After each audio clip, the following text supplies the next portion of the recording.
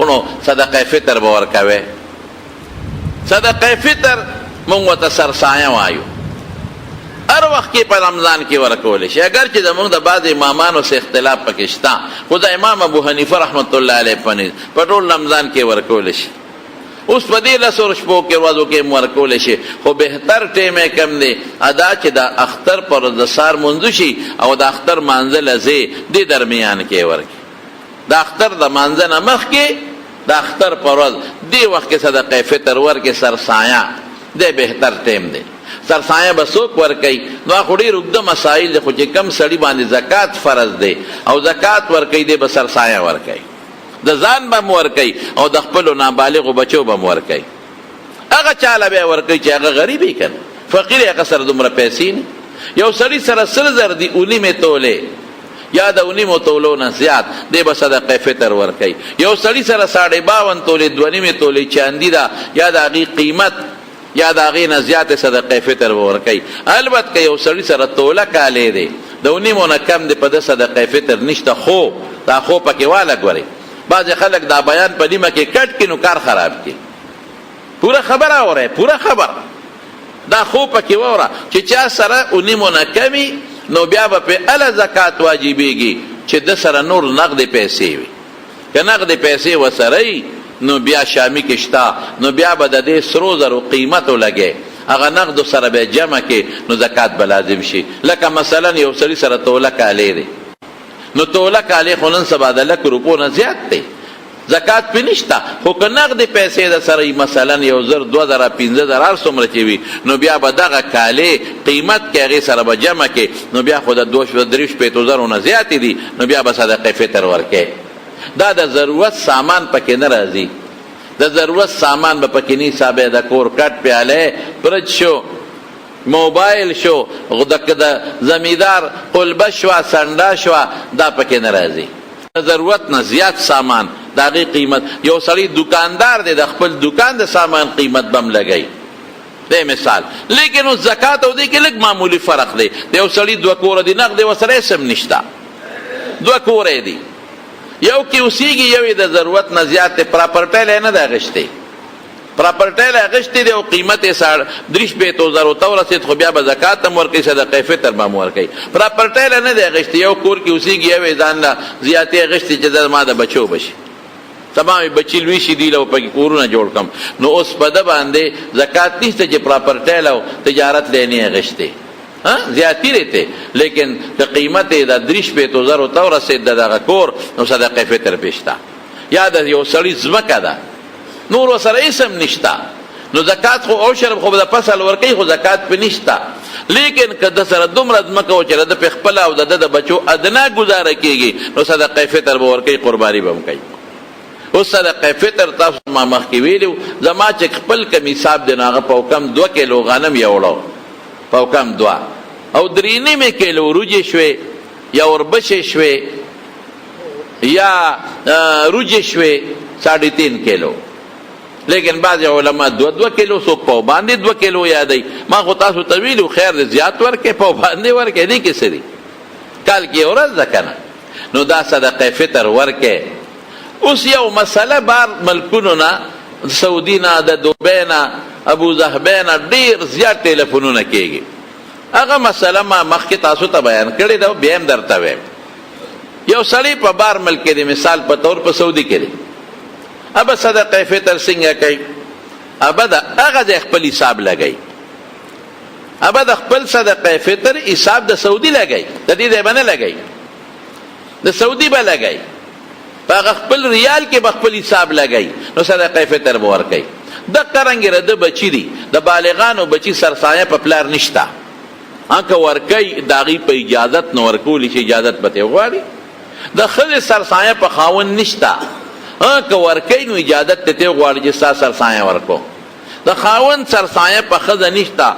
که ښځه ورته وایي چې زه به ستا سرسایه ورکم او دی ورته اجازت وکړي، وکیل یې کړي، نو بیا ورکولی شي. خو دا نابالغه بچو سرسایه دا به دا پلار ورکوي. اوس دې په سعودي کې د ټیک د دې خو به خپله سرسایه د سعودي ورکوي، د سعودي په ریال به ورکوي، هلته به غریب له ورکوي. او که هلته نه ورکوي، هلته ورته غریب نه میلاویږي، نو پاکستان کې هم ورکولی شي. خو حساب به دا غځي د دې ځای بني د سعودي. خو چې کم نابالغه بچي دي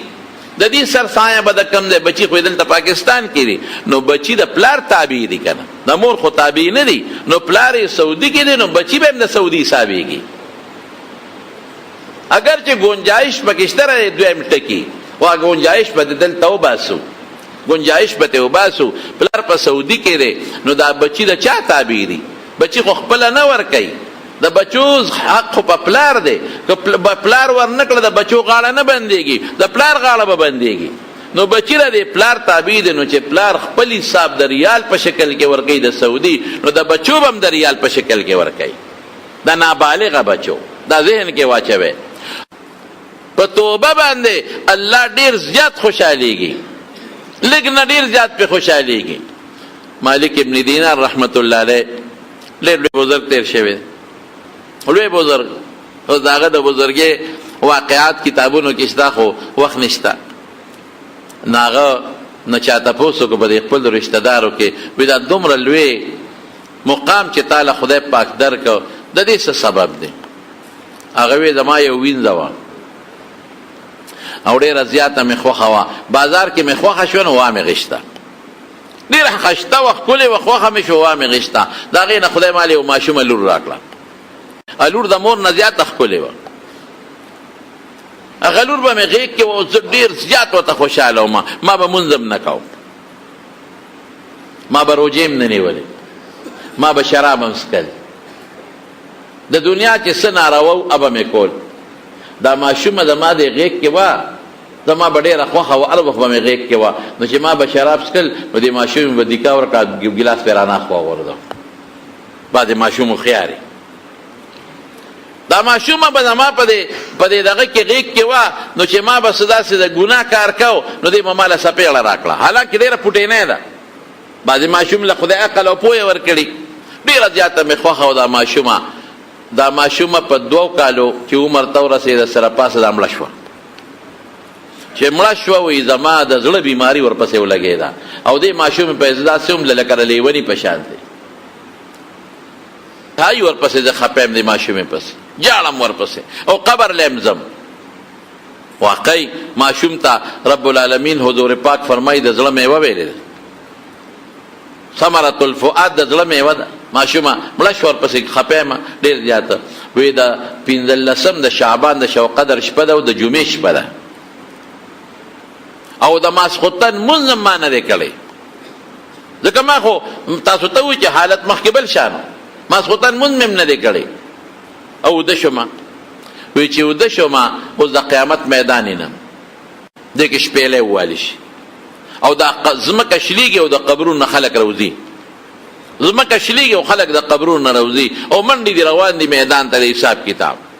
او لوی هیبت دی او لوی غوغا ده او لوی شر شور دی او چغې چغې دي. وایي زه هم لاړم، وایي چې د میدان ته لاړم او دا هیبت دی او دا خلک د دې قبرونو نه راوځي. قرآن کې به الله فرمایي اذا هم من الاجداث الی ربهم ینسلون،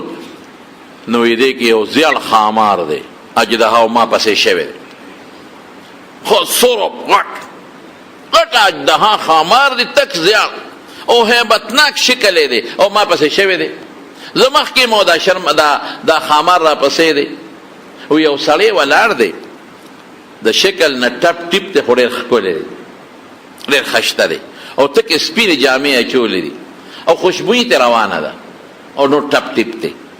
خشته شکل دی، مخ شکل، جامې خشته، خوشبویي. نو دې سړي له ما ورمنډه کړې، ما ویې د خدای بنده ما بچ که دا خامار را پسې دی. وی سړی ما ته وایي چې ملګري زه تا نشم بچ کولی، زما طاقت کم دی، په دې خامار مې وس نه رسېږي، د دې ډېر زیات طاقت دی او ډېر مضبوط طاقت دی، ده نه دا زه نشم بچ کولی. خو داسې وکړه چې مخامخ دې محل ته ورشه، دې کې د مسلمانانو امانتونه پراته دي، کیدای شي تا ته پکې داسې امانت ملو شي چې د هغې د وجې ته د خامار نه بچ شي. وایي زه لاړم هغه قلا له، وایي چې قلا له ورغلم، د قلا په غټو دروازو باندې پردې وې ځاندې دي، چې زه ورنږدې شوم ما چغه کړی چې که زما امانت دی کي د خدای خاطر وکړې، ما له خپل امانت راکړې، غټه اجدها را پسې ده خوري مې.